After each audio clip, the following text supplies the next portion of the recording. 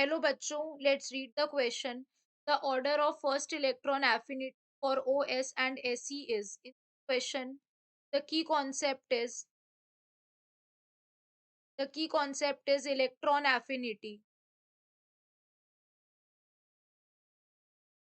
Basically अगर हम बात करते हैं इलेक्ट्रॉन एफिनिटी की, it is the amount of energy that is released when electron is added the neutral atom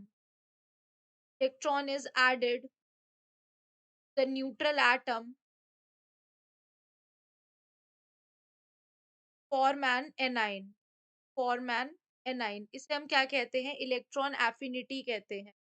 now moving forward, अगर हम बात करते हैं यहाँ पर बेसिकली एटॉमिक रेडियस को अगर हम रिलेट करते हैं, तो एटॉमिक साइज जो होता है, इलेक्ट्रॉन गेन एंथैल्पी की वैल्यू लेस नेगेटिव होती है विद इंक्रीज एटॉमिक रेडियस. कि इलेक्ट्रोस्टैटिक फोर्स जो होता है डाउन द ग्रुप क्या होता है? डिक्रीज होता चला जाता है. तो यानी कि अगर हम देखें, electron gain enthalpy is inversely proportional to atomic size. तो इलेक्ट्रॉन एफिनिटी जो होती है, basically it can be use to measure the ability of atom to gain electron. क्या एबिलिटी है? To gain the electron. अगर एनर्जी रिलीज्ड होगी when the electron is added to the atom, तो affinity कैसी हो जाती है? पॉजिटिव हो जाती है. तो हम इसको भी ये कह सकते हैं कि इलेक्ट्रॉन एफिनिटी जो होता है is inversely proportional to the atomic radius.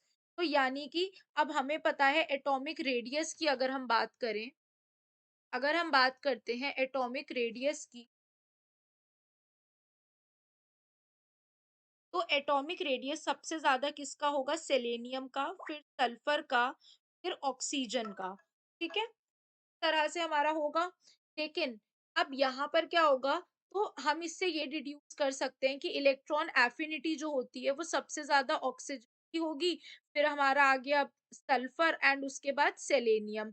लेकिन जो small because of the small size, high electron density and increased repulsion of electron, इसकी वजह से जो ऑक्सीजन होता है वो लेस फेवरेबल हो जाता है in case of sulphur and selenium.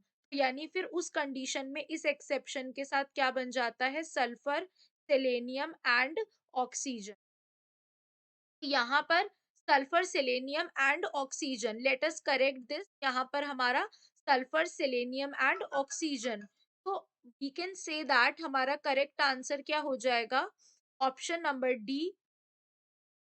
Therefore, D is the right answer. Hope you guys understand. Thank you.